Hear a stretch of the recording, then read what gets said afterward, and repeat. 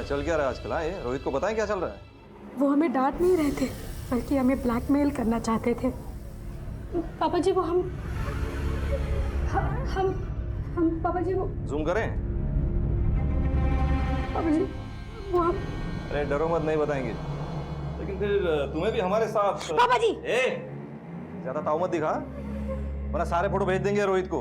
पापा जी अरे डरो मत, छोड़िए हमें। डरो मत, कुछ नहीं होगा। अरे कुछ नहीं होगा, नहीं भेजेंगे फोटो। उन्होंने हमें इतना मजबूर कर दिया कि हम कुछ नहीं कर पाए। रोहित जी की एब्सेंस में वो हर रोज हमारे साथ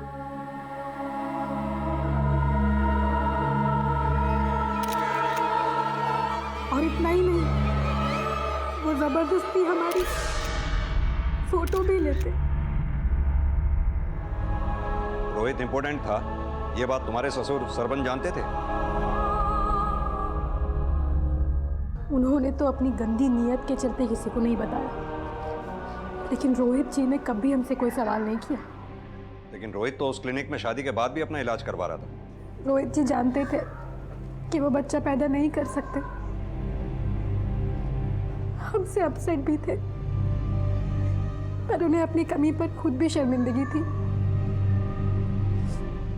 एक दिन हमने भी हिम्मत करके उन्हें जाके सब कुछ सच बता दिया। हम जानते हैं कि वो हमारा बच्चा नहीं है,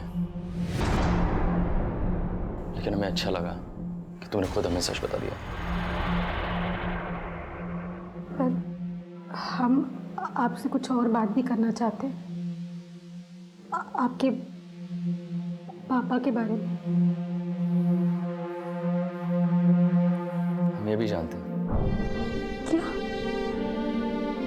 आप ये भी जानते हैं? हम सब जानते हैं, और वो भी ये जानते हैं कि हम सब जानते हैं।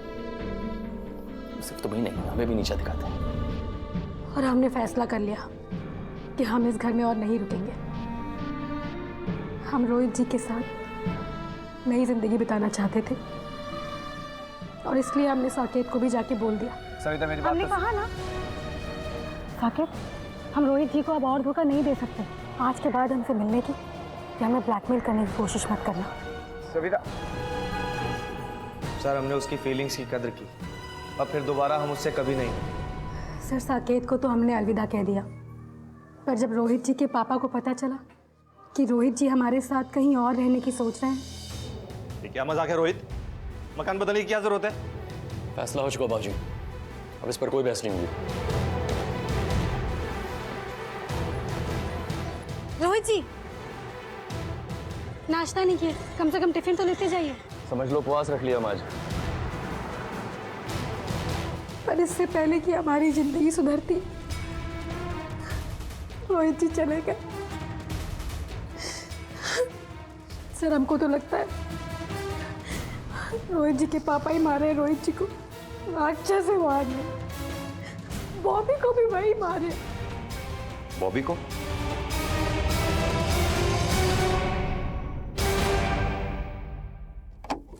क्या कर रहे हैं आप लोग?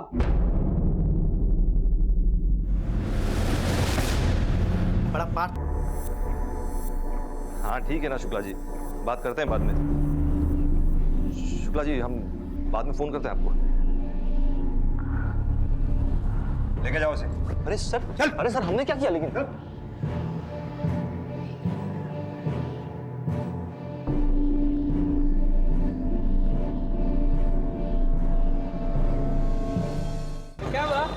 क्या हुआ? अरे पता नहीं, मेरे को सुई चुभाया, मेरा बैग लेके भाग गया।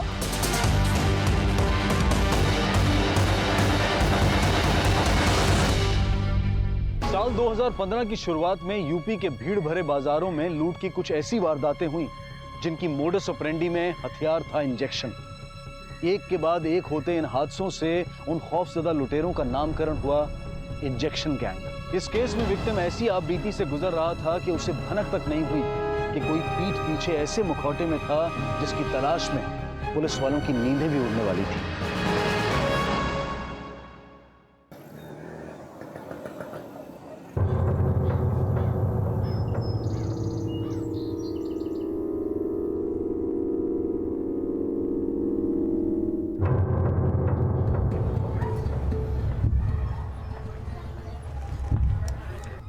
जी,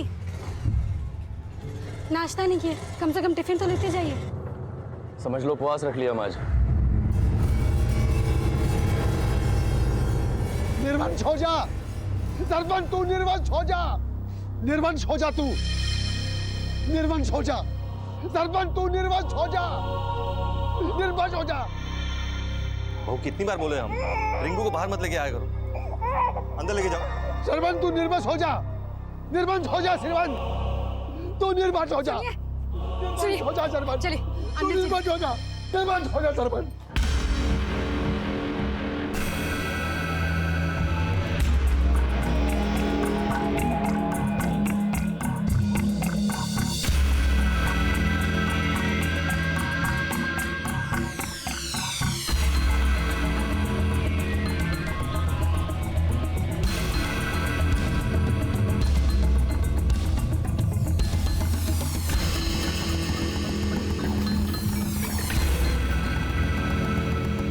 अरे रोहित, क्या हुआ तुझे? इतना अपसेट क्यों है? घर से झगड़ा करके आया क्या तू?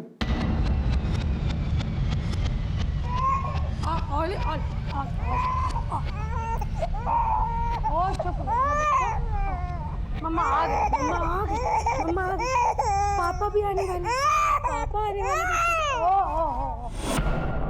26 अगस्त 2016 की शाम सविता मिश्रा अपने पति रोहित मिश्रा की इंतजार में अपने 9 महीने के बेटे रिंकू की बिलखती किलकारियों को उसके पिता के लौट आने की उम्मीद का दिलासा दे रही थी।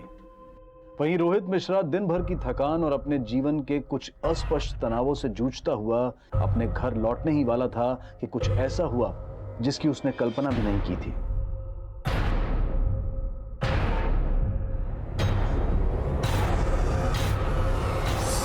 क्या हुआ? पता नहीं यार, कुछ चुभा। चुभा?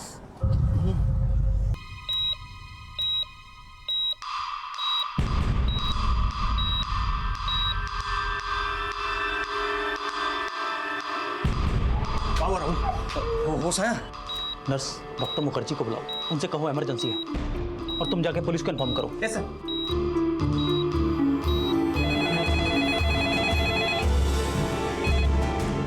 हेलो डॉक्टर साहब, कैसा है हमारा बेटा? कंडीशन ठीक नहीं है, पेशेंट कोमा में चला गया है।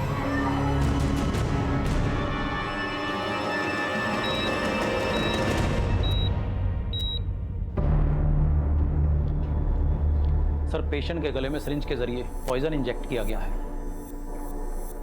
पॉइजन? पॉइजन क्या है ये भी समझ में नहीं आ रहा है, मगर पॉइजन इतना सेंसिटिव है कि बॉडी के सेंट्रल नर्व सिस्टम को पैरालाइज कर दिया है। डॉक्टर इमरजेंसी है। Excuse me.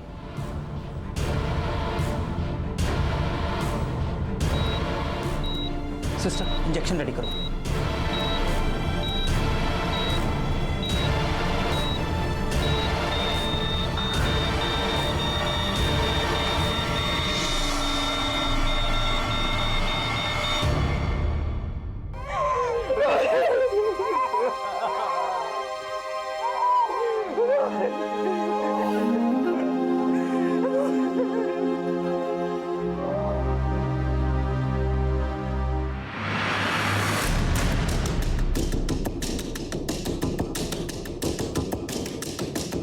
सर, यहीं पे इंजेक्शन अटैक हुआ सर। ना मैं देख पाया, ना रोहित ने। रोहित का बैग या पर्स वगैरह कुछ गायब हुआ? नहीं सर, कुछ गायब नहीं हुआ। सर, आसपास कोई सीसीटीवी नहीं मिला। सिरिंज अटैक करने वाले को भी किसी ने विटनेस नहीं किया। मैंने अपने खबरियों को काम पे लगा दिया है कि पता करें इस इलाके में कौन सा इंजेक्शन गैंग एक्टिव है। नहीं सही, अगर ये काम इंजेक्शन गैंग का होता तो फिर रोहित के साथ लूट क्यों नहीं हुई? और वैसे भी अभी तक हमारे पास इंजेक्शन गैंग के जितने भी मामले आए हैं, किसी में भी विक्टिम पे पॉइजन अटैक नहीं हुआ। तो फिर रोहित को बिना लूटे उसको पॉइजन इंजेक्ट क्यों किया गया? इन्वेस्टिगेशन की शुरुआत में ही ये सवाल खड़े हो गए थे कि रोहित पर हुआ इंजेक्शन अटैक अगर एक नाकाम लूट का मामला था तो लूट का इरादा रखने वाले इस इंजेक्शन गैंग ने आज से पहले किसी विक्टिम पर पॉइजन इंजेक्ट नहीं किया था। लेकिन फिर भी पुलिस अपनी इंफॉर्मेशन के जरिए इंजेक्शन गैंग से जुड़े हिस्ट्री शीटर्स और ब्लैक लिस्टेड लोगों को एक के बाद एक तलब करके रोहित पर हुए इस जानलेवा हमले की गुत्थी को साफ करना चाहती थी। बता दो साहब, बताता हूँ साहब, हमारे सिरिंज में तो सिर्फ पानी होता है, डिस्टिल वाटर साहब। सारे आदमी वहां जहर से मर गया और तू पानी पानी कर रहा है। साहब हमने उस आदमी को सुई नहीं छुपाई साहब, हमारी कोई नियत नहीं है किसी को भी मारने की साहब, हम तो लोगों को सुई छुपाते और उनको लूट लेते साहब। रोहित पर हुए अटैक में किस गैंग की भागीदारी थी ये साफ नहीं था, लेकिन रोहित की पोस्टमार्टम रिपोर्ट में हत्या में इस्तेमाल किए गए जिस पॉइजन का जिक्र आया उसने इस केस को और भी सनसनीखेज बना दिया।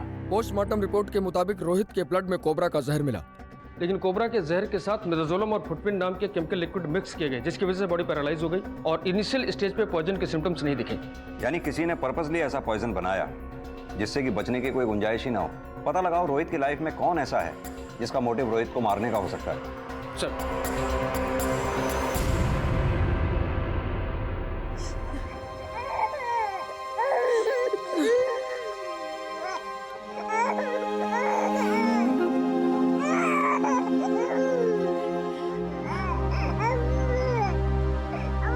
निर्वंश हो जा तू, निर्वंश हो जा तू, तेरा वंश खत्म हो जाए, तेरा वंश खत्म हो जाए, निर्वंश हो जा तू। क्या है जख्म का नासिर बना रहे हो? चलो निर्वंश हो जा, चलो, निर्वंश हो जा तू, निर्वंश हो जा, निर्वंश हो जा, निर्वंश हो जा तू, तेरा वंश खत्म हो जाए, निर्वंश हो जाए, तेरा वंश खत्म हो जाए, निर्वंश हो जा तू। सुनिए ये कौन है आदमी जो इतना चिल्ला रहा था? ये रोहित के ताऊजी हैं, सरबन मिश्रा के बड़े भाई। क्यों चिल्ला रहे थे? सर ये हमेशा ऐसी बद्दुआएं देते रहते अपने छोटे भाई को, क्यों निर्वंश हो जाए, निर्वंश हो जाए। आधी बद्दुआएं तो इनकी लग भी चुकी है। आदि मतलब? सरबन का एक बेटा तो मर गया है, भगवान दूसरे को बचाए इसकी बद्दुआ से। साहब हमारे बड़े भाई साहब के 2 बच्चे थे, दोनों बच्चों का देहांत होने के बाद भाई साहब एकदम पगला गए। पता चला आपके भी 2 बेटे हैं। आपका दूसरा बेटा कहाँ है? उसे ट्रैकिंग का शौक है, वो हफ्ता भर पहले ही उत्तरांचल गया है। उसे तो पता भी नहीं है साहब के उसका बड़ा भाई। आपने उसको फोन नहीं किया? फोन किए थे साहब, लेकिन वो नेटवर्क नहीं मिल रहा था। आपके पड़ोसियों को लगता है कि आपके बड़े भाई की बद्दुआ लग गई आपको। आपको क्या लगता है रोहित के मर्डर में किसका हाथ हो सकता है? हमें कुछ समझ नहीं आ रहा है सर। हम तो कोयले के व्यापारी हैं, मेहनत मजदूरी करके रोहित को पढ़ाया लिखाया, उसकी बैंक में डिप्टी मैनेजर की जॉब लगी तो सोचा कि बुढ़ापा सुधर जाएगा, लेकिन क्या पता था साहब हमारी आस ही मर जाएगी।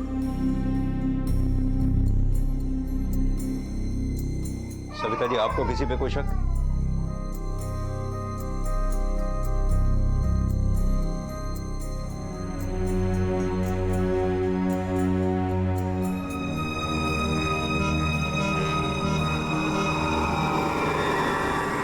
साहब हमको नहीं लगता कि उस बैंक वाले को इंजेक्शन गैंग वाले लोगों ने मारा होगा। उठाईगिरी लोग हैं साहब, 4 अंडे खाते ही सब उगल देते हैं, तो उन लोग से मर्डर करवाने का रिस्क कोई नहीं लेगा साहब। देख, मर्डर तो पूरी प्लानिंग से हुआ है। रोहित बैंक में डिप्टी मैनेजर था।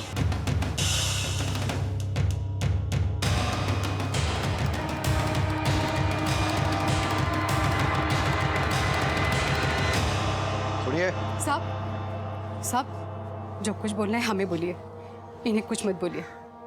ये किसी की कुछ बात नहीं समझते। लेकिन इन्हें गालियां दे दे के दूसरों को कोसना आता है। सबको नहीं कोसते, ये सरबन को ही कोसते बस। उसे ही क्यों? खा गया वो हमारे बच्चों को।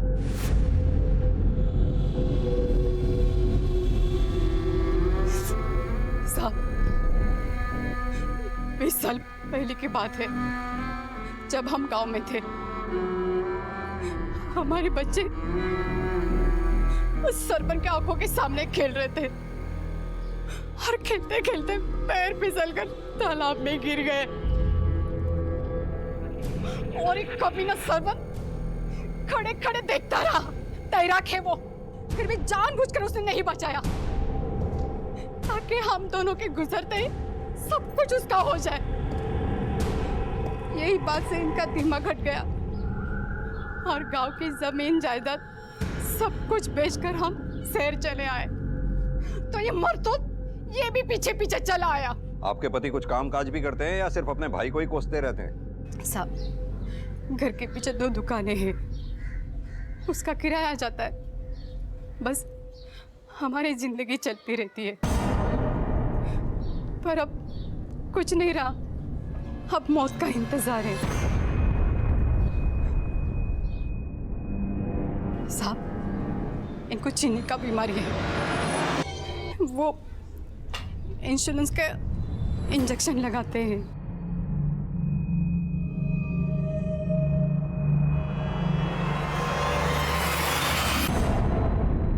मोहल्ले वाले कह रहे हैं ये दर्शन पागल है, लेकिन ये इंजेक्शन खुद ले रहा है। कहीं ऐसा तो नहीं कि रोहित के मर्डर में दिमाग इसी का हो? सर देहाती है, कोबरा के जहर का बंदोबस्त तो कर ही सकता है। इस दर्शन की पूरी हिस्ट्री निकालो, पता करो क्राइम सीन पे इसे किसी ने देखा था क्या। सर, पुलिस एक तरफ ये जानने में जुट गई कि कहीं रोहित के पिता के बड़े भाई की बद्दुआ में किसी अपराध की मंशा तो नहीं छिपी थी। वहीं पुलिस इन्फॉर्मर्स के जरिए ये भी पता लगाया जा रहा था कि कहीं रोहित के मर्डर का एंगल रोहित के कामकाज से तो नहीं जुड़ा था। लेकिन फिलहाल पलड़ा रोहित के पिता और उनके भाई की पुरानी रंजिश का ही भारी था।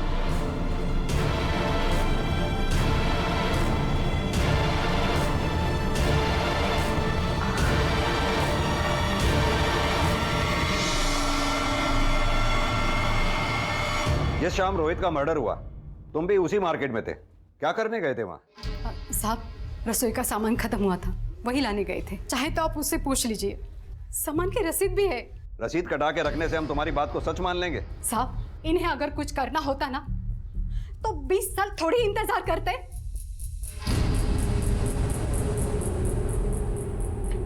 सर, रसीद सही है, रसीद पर 4 बजे का टाइम है, जबकि रोहित पर अटैक शाम को 5 बजे हुआ है। दर्शन उसकी पत्नी पार्वती 5:30 बजे घर गए। गुप्ता, उस बाजार से दर्शन और पार्वती के घर की दूरी ज्यादा से ज्यादा आधे घंटे की है। हो सकता है उन लोगों ने 4 से 5 बजे तक वहां इंतजार किया हो और फिर रोहित पर अटैक करके वहां से चंपत हो गए हैं। लेकिन सर कोई एविडेंस नहीं है, उसके घर से सिर्फ इंसुलिन मिला है, क्राइम सीन पे भी उसे नहीं देखा गया है। इवन रोहित का दोस्त राहुल ने भी आइडेंटिफाई नहीं किया। लेकिन गुप्ता, किसी ना किसी ने तो दुश्मनी निकाली ही है। दुश्मनी का तो पता नहीं साहब। हाँ, लेकिन बड़े भाई साहब पागलपन में बद्दुआ तो देते हैं। सरपंच, तू निर्वंश हो जा, निर्वंश हो जा। आप पागलपन में हमारे बेटे को मार दिए हो तो सब उसका कोई अंदाजा नहीं है हमें। अगर आपके बड़े भाई साहब आपके पहले बेटे रोहित को मार सकते हैं तो वो दूसरे बेटे बॉबी को भी मार सकते हैं। आपने बॉबी को फोन किया? हाँ साहब, आज सुबह दोबारा किए थे, लेकिन लगा नहीं।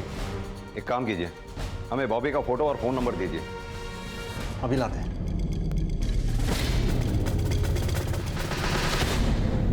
The number you have called is currently not reachable. Sir, Bobby का फोन नॉट रीचेबल। सरबन ने कहा था कि बॉबी उत्तरांचल गया है। ये बॉबी के फोन की लास्ट लोकेशन निकालो, पता करो उसका फोन लास्ट टाइम उत्तरांचल के किस एरिया में एक्टिव था।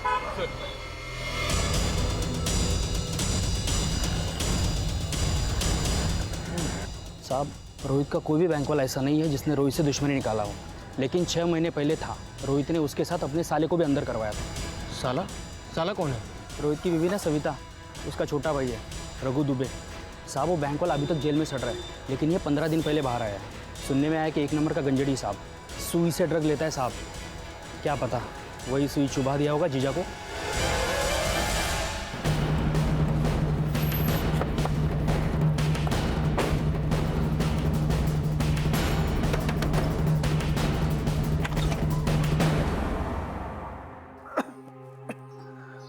साहब, रघु घर पे रहता कहाँ है? 6 महीने से तो जेल में था। अपने जीजा के जाने के बाद हमसे मिलने तक नहीं आया। रघु का नंबर दीजिए हमें। हाँ, अभी देती। इसके लिए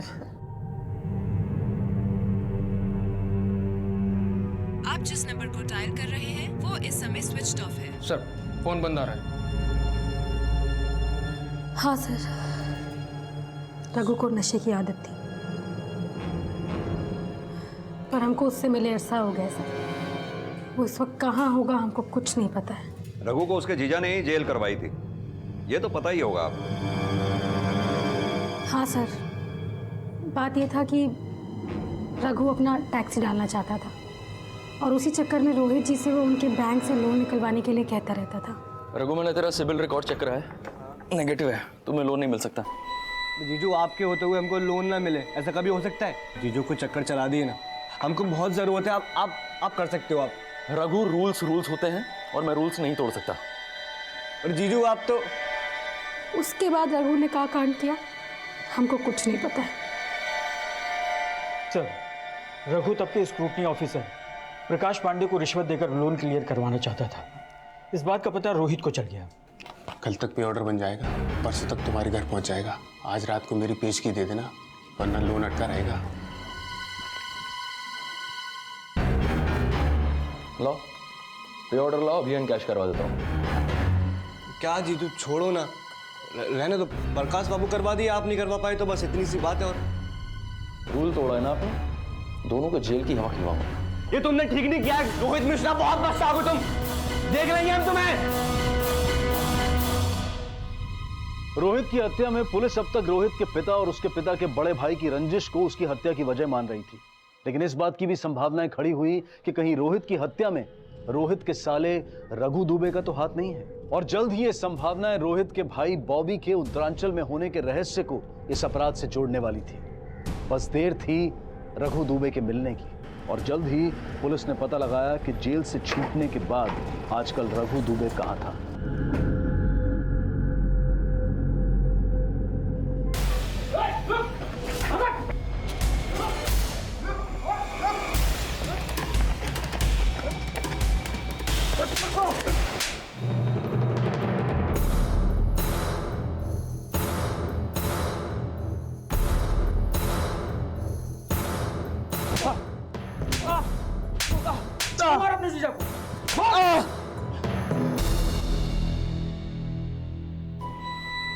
हाँ, ड्रग्स लेता हूं मैं, पर मैंने भी अपनी लाइफ सेट करने का सोचा था। बोला था टैक्सी डालना है, लोन करवा दो। लेकिन वो जीजा, हट, काहे का जीजा, 6 महीना जेल में रहना पड़ा, नशा मुक्ति करना पड़ा। और जेल से बाहर आते ही अपने जीजा इसका नशा उतारो अच्छी तरह से, तभी उगलेगा ये। साहब, मैंने कोई मर्डर नहीं किया। ये जहर वहर मेरे समझ के बाहर है बिल्कुल। इस सब के पीछे जीजा के भाई का हाथ है। अब वो भी सुई से ड्रग्स लेता है। वो भी ड्रग्स लेता था? जीजा को बड़ा गर्व था अपने भाई पर, फिर मैंने उसे नशेड़ी बना दिया।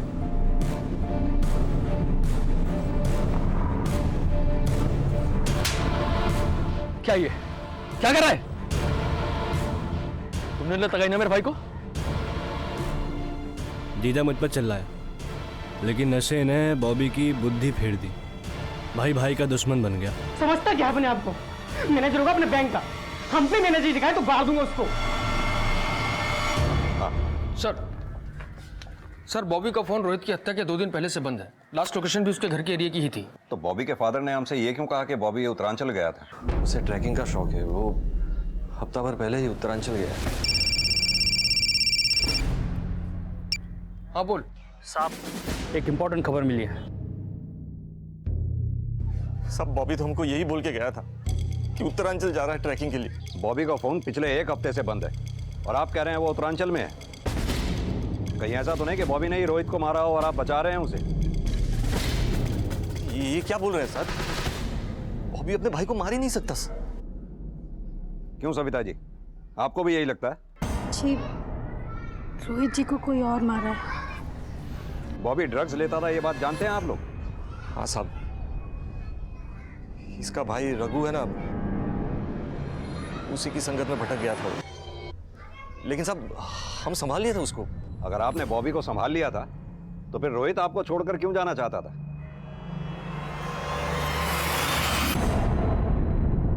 हमें यह भी पता चला है कि रोहित अपने बैंक के पास ही किराए का मकान ढूंढ रहा था। बता सकते हैं क्यों? साहब, वो बॉबी की हरकतों से ही परेशान था, इसीलिए अपनी बीवी के साथ अलग रहना चाहता था। लेकिन साहब, हमने बात किए थे, मना लिया था, वो अपना फैसला बदल चुका था। वो अगर रोहित ने अपना फैसला बदल लिया था तो फिर किराए के मकान के लिए उसने टोकन मनी क्यों दी? सविता जी, रोहित बॉबी की वजह से ये घर छोड़कर जाना चाहता था या वजह कुछ और ही है? बॉबी की वजह से। ये बॉबी का फोटो, ये उसका मोबाइल नंबर, ये 2 चीज़ और 2 इन्फॉर्मेशन। एक, ये सुई से ड्रग्स लेता है, और दूसरा बीएससी का स्टूडेंट है। इसका बाप बोल रहा है कि रोहित की हत्या से 2 दिन पहले उत्तरांचल गया था, लेकिन इसका फ़ोन इलाहाबाद में बंद हुआ। तो देख जरा, कहाँ मिलेगा ये? ठीक है साहब, देखता हूँ। एक बच्चा हम खो चुके हैं। बॉबी को ढूंढ लीजिए प्लीज। सब सच में कहते हैं हमें कुछ नहीं पता। हमें तो लगता है साहब कि इस यमदूत ने कुछ किया है। निर्वंश हो जाएगा तू। निर्वंश हो जाएगा तू। मुझे निर्वंश करेगा? मुझे निर्वंश करेगा? तुझे निर्वंश करेगा? छोड़ो। नहीं बनाया, बल्कि अपने दोनों बेटों बॉबी और रोहित का मर्डर भी किया तुमने। बस ना जाओ इसलिए फोटो डिलीट कर दी। हमने ऐसा कुछ नहीं किया है सर। सर हमें तो लगता है कि ये सब सविता की चाल है। उसने अपने प्रेमी साकेत के लिए हमारे दोनों बेटों को मार दिया होगा और अब हमें फांस रही है। सर उसने सारी फोटो डिलीट कर दी होगी। सर हम झूठ नहीं बोल रहे हैं। हमने अपनी आंखों के सामने देखा था उसको बॉबी को मारते हुए। हमें लग रहा है रोहित को भी उसी ने मारा होगा। अच्छी तरह से सोच के बोलो, बॉबी ने तुम्हें तुम्हारे ससुर के साथ देखा था या फिर साकेत के साथ? सर आप हमारा विश्वास क्यों नहीं कर रहे हैं? हम सच कह रहे हैं। सर हमें तो ये तक नहीं पता था कि सविता का ससुर सविता के साथ इतना बुरा कर रहा था। हम सच कह रहे हैं सर, हमने तो उससे मिलना तक छोड़ दिया था। सरबन के टेम्पो को फॉरेंसिक के लिए भेजो। जिस दिन बॉबी गायब हुआ, सरबन, सविता, साकेत तीनों के फोन लोकेशन निकलवाओ। ये साफ है कि बॉबी को मारने के बाद उसकी लाश को ठिकाने लगाया गया। ये बॉबी को मारने वाला और रोहित को जहर भरा इंजेक्शन देने वाला इन्हीं तीनों में से कोई एक है। ये तीनों पिछले दिनों क्या कर रहे थे, किस किस से मिल रहे थे, सब पता लगाओ। सर ये साकेत के पिछले 2 महीनों के कॉल रिकॉर्ड्स हैं। इनमें एक आदमी प्रहलाद है जिससे लगातार बात हो रही थी। ये आदमी पैथोलॉजिस्ट है, ब्लड यूरिन की जांच करता है। हीरानगर में इसकी लैब है सर। चलो सर। साकेत मेरा दोस्त है सर। उसके पड़ोस में सैंपल कलेक्ट करने आता था। राह चलते मुलाकात हुई और दोस्ती हो गई बस। इस पैथोलॉजिस्ट प्रहलाद की पूरी हिस्ट्री निकालो। कहीं ऐसा तो नहीं कि कोबरा के जहर वाला इंजेक्शन इसी ने बनाया हो? हेलो,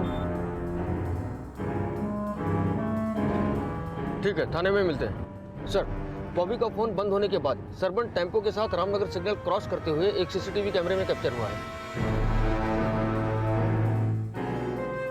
ये देखिए सर, सरबन। इसके फोन लोकेशन के हिसाब से उस दिन ये रामनगर एरिया में गया था, जंगल वाला एरिया सर, और वहां से सीधा वापस घर।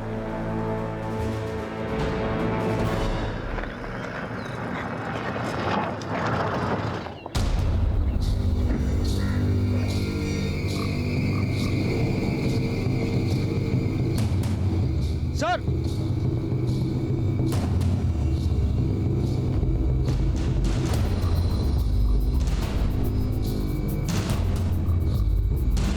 जो ह्यूमन बोन्स पुलिस को मिली उनका डीएनए टेस्ट होना अभी बाकी था, लेकिन शक के आधार पर सरबन मिश्रा को फिर से तलब किया गया।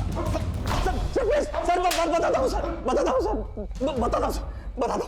चल उस भिखमंगे शिवेंद्र की बेटी को घर लाने की सजा है।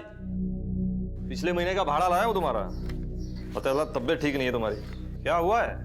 क्या बताएं सरपंच, डॉक्टर ने कैंसर बताया। अरे तो इलाज कराओ इसका। कैसे करवाएंगे इलाज? पैसा कहाँ है? और इसकी शादी भी करवानी है। पता नहीं सब कैसे होगा। अपनी बेटी दोगे? मतलब? देखो सारा इलाज मैं कराऊंगा, सारा खर्चा, ये घर का महीने का खर्च सब दूंगा। आप कैसे बात कर रहे हैं? आपके बेटे की उम्र की है वो? अरे मेरा बेटा है इसकी उम्र का, उससे ब्याहते हैं ना। अरे मुंह मीठा कराओ, अब तुम हो गए हो मेरे ससुर समधी। अरे क्या देख रहे हो? ये पकड़ो। अरे ये लो। उसके इलाज का पैसा दिया हमने और बदले में उसकी बेटी की इज्जत लूटी, उसके साथ जबरदस्ती की, बहू की मर्यादा का उल्लंघन किया, अपने बेटे की हत्या की। सिर्फ बॉबी को मारा है सर, सिर्फ बॉबी को मारा है हमने सर। रोहित को नहीं मारा हमने सर, रोहित को हमने नहीं मारा सर, हम सच बोल। सरबन ने मान लिया था कि बॉबी की हत्या उसने की थी, लेकिन रोहित की हत्या के षड्यंत्र में एक नहीं 2 लोगों की भूमिका थी। सर आपको गलतफहमी हो रही है। सर हमने कुछ नहीं किया। तेरे उस पैथोलॉजिस्ट दोस्त प्रहलाद की सारी हिस्ट्री निकाल ली है हमने। डीएनसी बैंक में अकाउंट है आपका? जी। 25 तारीख को 1.5 लाख रुपए, 27 तारीख को फिर 1.5 लाख रुपए आपके अकाउंट में क्रेडिट हुए। कहां से आए थे इतने पैसे? और प्रहलाद ने मान लिया है कि तूने ही रोहित को मारने के लिए उसे पैसे दिए थे? हाँ, हमने ही रोहित को मरवाया।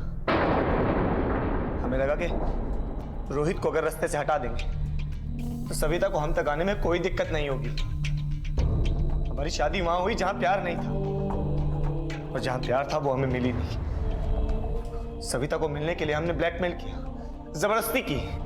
अगर वो रोहित, उस रोहित के चक्कर में आके सविता ने हमसे मिलना बंद कर दिया, और फिर हमें लगा कि रोहित को रास्ते से हटाना हो, वो भी हमेशा के लिए। अखबार में खबर छपी थी, सिरिंज अटैक, और हमने इंटरनेट पर भी पढ़ा था कि सेकंड वर्ल्ड वॉर में एक ऐसा जहर इस्तेमाल हुआ था जो सिरिंज से दिया जाता है, और जहर भी ऐसा कि कोई ये ना पता लगा सके कि आदमी की मौत कैसे हुई। एक पैथोलॉजिस्ट प्रहलाद हमारे पड़ोस में आया जाया करता था, हमने उससे दोस्ती कर ली। हमारे बहुत मनाने के बाद हमारी उससे 3 लाख रुपए में डील तय हुई, और उसी ने हमारे लिए वो इंजेक्शन बनवाया। दूरी से बनते हैं, लेकिन निपटते तभी हैं जब एक दूसरे की कमजोरी को सच्चे जज्बातों की ताकत दी जाती है। रोहित और सविता ने एक दूसरे की कमी को इसी भावना से स्वीकार तो कर लिया था, लेकिन बुरी नीयत रखने वालों ने उन्हें ये नियति दी, और वो चाह कर भी एक दूसरे के पूरक नहीं बन पाए। कहते हैं कि औरत बड़े से बड़ा दर्द बर्दाश्त कर सकती है, लेकिन गलत सह के सहनशील बनना और उसे मजबूरी मानकर खामोश हो जाना, ये सही नहीं है। इसी विचार के साथ अब मैं अनूप सोनी आपसे विदा लेता हूं। फिर मुलाकात होगी अगले एपिसोड में एक और चौंका देने वाले केस के साथ। तब तक अपना और अपने परिवार का ख्याल रखें और देखते रहें क्राइम पेट्रोल डायल 100। सबक एक को सीख हम सबको। जय हिंद।